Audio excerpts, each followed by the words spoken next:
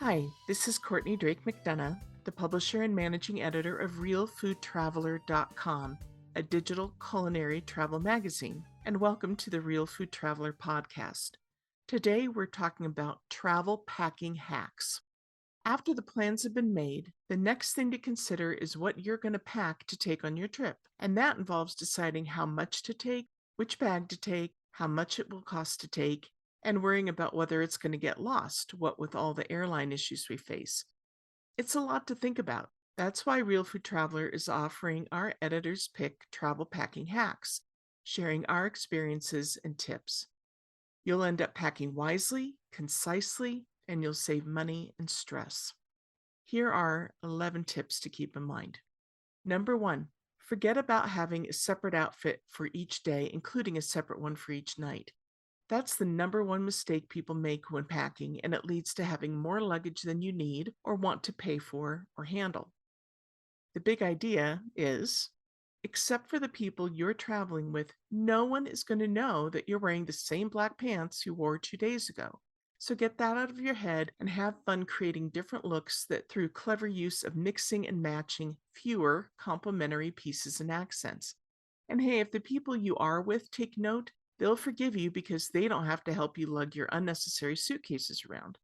As for everyone else, you're probably never going to see these people again, so put your ease of travel ahead of worrying about what strangers may think. Number two, look at the overall color scheme of your wardrobe. Is there a pattern?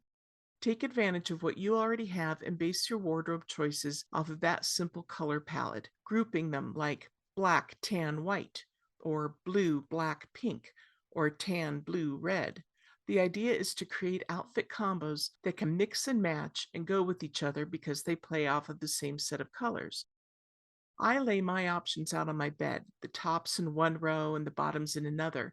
I survey them to see what I can mix and match, such as that black top will go with the white pants, tan shorts, and blue skirt. That blue skirt will go with the white shirt, black top, and white tee. Number three, add color accents to that chosen color palette. For instance, say you picked black, tan, and white, which is my personal favorite basic set of colors for travel. Pack a couple of scarves or ties or shawls in a bold color or pattern that make that combo look fresh. Also, accent with jewelry, gold, silver, or colors. The bonus, scarves, shawls, and jewelry don't take up that much room in your suitcase despite their big wardrobe impact. Number four, never underestimate an all black or all white outfit. Not only can monochromatic outfits be flattering, elongating, and slimming, but the sky's the limit when it comes to accessorizing to make the outfit look new. Think ties, scarves, kimonos, and jewelry. The bonus, if you're on a cruise, white nights are common where everybody's encouraged to wear white as they dine and dance the night away.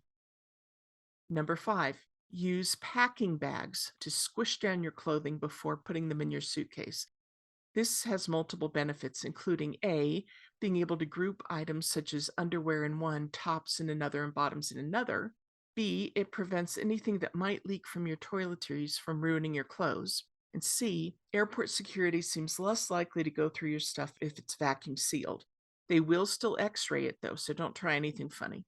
Just remember to unpack and hang things up or put them in drawers soon after you settle into your lodging to avoid getting wrinkles. Number six, try to avoid packing things that wrinkle for that matter. It's just added hassle to try to iron or steam them to get the wrinkles out. There are tons of great looking clothing out there that won't wrinkle. Number seven, when it comes to toiletries, simplify and pack for ease of use. Do you really need 5 hair products? Do you really need all 7 steps to your makeup or skincare routine? Pare down to only what's essential. You can get back to your full routine when you get back home. Number eight, to make packing toiletries easier, keep your essentials packed and ready to go at all times. I keep a set of essentials including toothbrush and toothpaste, hairbrush, a plastic bottle for medications, small shampoo or body wash. I love one that does double duty, mascara, neutral lipstick, and a razor ready. When I return home, before putting the kit away, I replenish anything I need. That way, when I pack, I just grab that bag knowing it's ready to go. Number nine, If swimming is going to be part of your getaway, take 2 suits because the one you wore yesterday might not be dry enough to shimmy over onto your body the next day. Or just make sure that the one you bring is quick drying and hang it over the shower rod as soon as you get back to your room. Number 10. With a few exceptions, try not to bring separate outfits for evenings. Sure, there'll be times when you want to put on something special that couldn't or shouldn't be worn during the day. But overall, if you can wear something basic and dress it up with a jacket or shawl, different jewelry, a tie, etc., you can go seamlessly from day to night and still look like you're wearing something new and special. Number 11. My last travel packing hack is to keep your desert island items with you. By this, I mean have your personal item that you take with you on the plane contain essential toiletries, prescription meds, a few pair of underwear, and a couple of versatile outfits. If you've selected items according to the advice I've given you here, those things should fit in a backpack that can also fit under the seat in front of you on a plane or in the overhead.